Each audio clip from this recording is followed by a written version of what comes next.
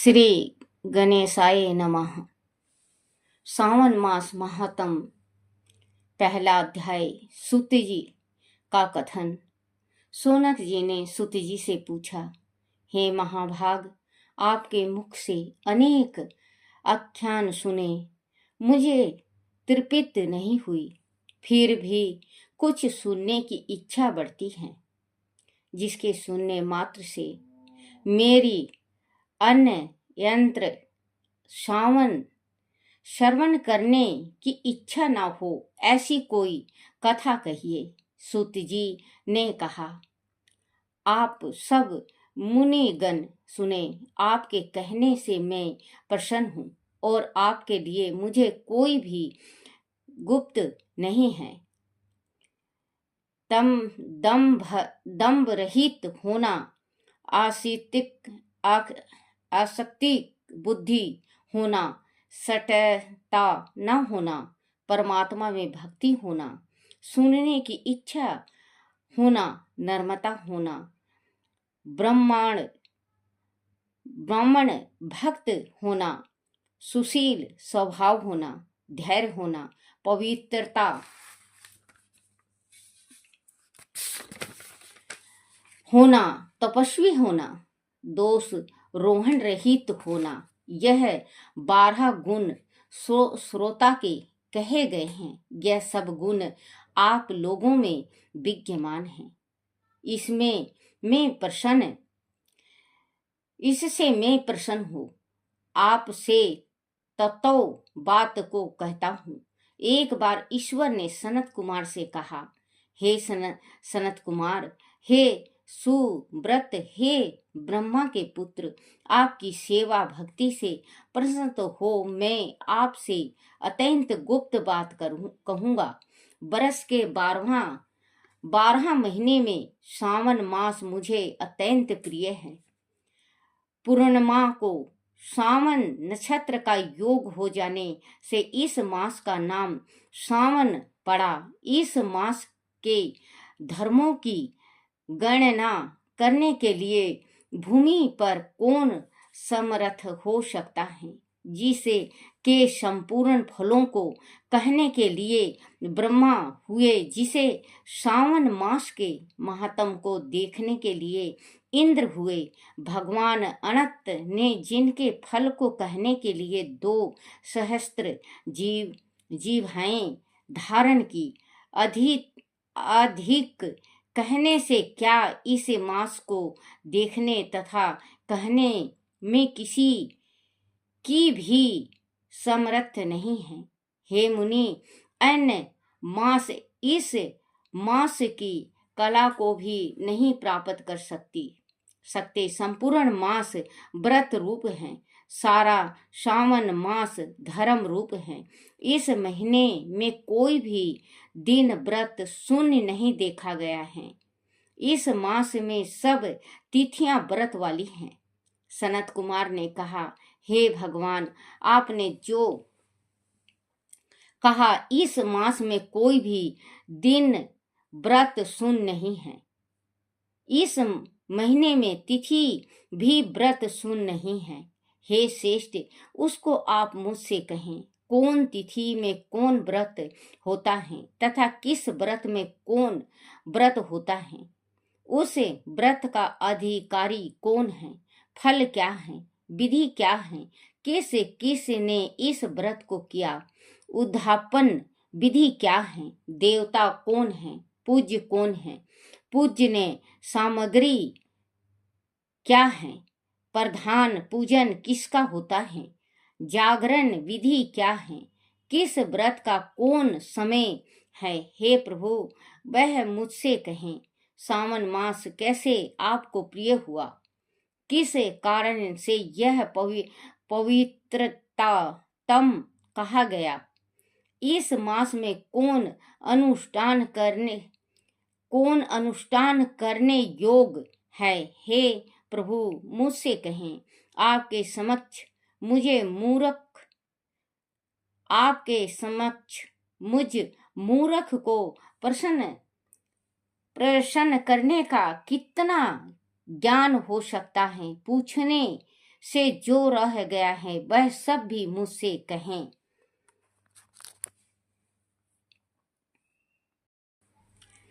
दूसरा अध्याय, सावन मास का धर्म पालन। शंकर जी ने सनत कुमार जी से कहा, हे महाभाग ब्रह्मा पुत्र, आप नर्म हैं, जिस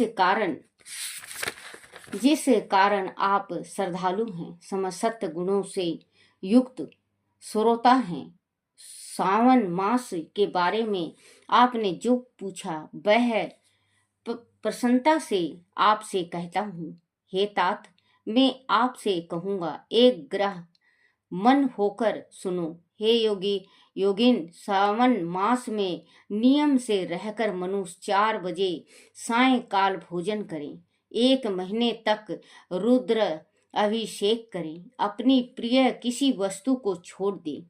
पुष्प, फल, धन, तुलसी की मंजरी युक्त दल, बेल पत्रों से भगवान शंकर की लक्ष्य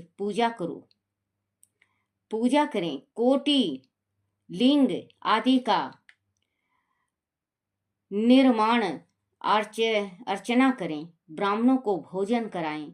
नियम का धारण परायण करें। उपवास करें। मुझे पंचामृत से अभिषेक अति प्रिय है, उसे भी करें। इस मास में जो किया जाता है वह अनंत फल को देने वाला है।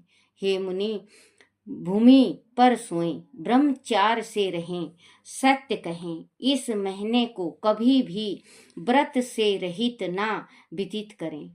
व्रत स्नान करें। इंद्रियों को वश में रखें। एक ग्रह मन हो नित मेरी पूजा करें। इस महीने में मंत्रों का पूरे सचरण भी उत्तम सिद्धि देने वाला है। 6 अक्षर शिव मंत्र और गायत्री मंत्र का जाप करें। दक्षिणाएं, नमस्कार तथा वेद पाठ करें, जो संग और वांछित फल देने वाला है। पुरुष सूक्त जपे तो अधिक फल देने वाला है। ग्रह यज्ञ, कोटि होम, लक्ष्य होम तथा युद्ध होम करने पर सग फलता है और इच्छित फल देने वाला होता है। जो इस महीने में एक दिन भी व्रत नियम से नियम से रहित व्यतीत करता है, वह महाप्रलय तक घोर नरक में जाता है। जैसा वह महीना मुझे प्रिय है, वैसा कोई भी मुझे प्रिय नहीं है। महीना कहने का अनुसार फल देने वाला है, फलों को देने वाला तथा निष्काम मनुष्य का किया हुआ कर्म मोक्ष फल देने वाला है। हे सत्तम, उस समय में जो धर्म कहे गए हैं उसको मुझसे सुनो। रविवार को सूर्य का व्रत, सोमवार को मेरी पूजा कर भोजन करें। सावन महीने के पहले सोमवार से आरंभ कर 3.5 महीने तक होने वाला संपूर्ण कामना की प्रार्थना सिद्धि को देने वाला रोटक नामक व्रत होता है।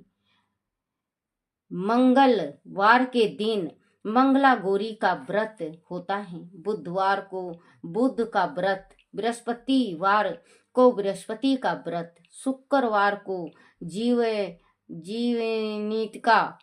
जीविंतिका देवी का व्रत होता है। हनुमान तथा नरसिंह का शनिवार को व्रत कहा गया है। हे मुनि, अब तिथियों में होने वाले व्रतों को सुनो। सावन मास के शुक्ल पक्ष की तिथियों को औदुंबर नाम का व्रत होता है। सावन शुक्ला चतुर्थी को दुर्गा गणपति नामक व्रत होता है। हे मुनि,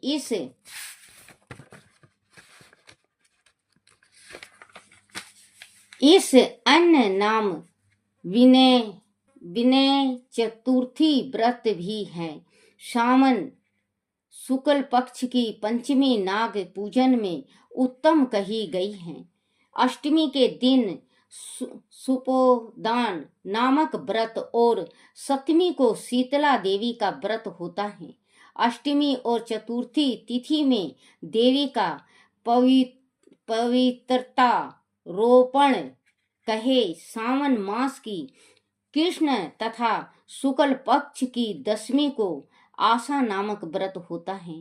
कोई मनुष्य इस महीने के दोनों पक्षों की एकादशी को आशा व्रत का होना मानते हैं। सावन शुक्ल पक्ष की द्वादशी को भगवान हरि का पवित्रता रोहण करना कहा गया है। अंत द्वादशी को भगवान हरि का श्रीधर नाम से अर्चना उत्तम गति प्राप्त करता है।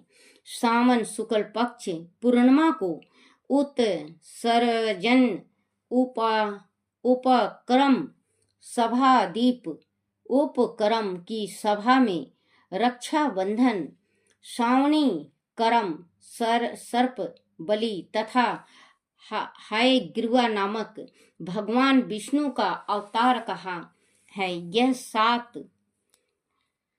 काम सावन शुक्ल पूर्णिमा को होते हैं।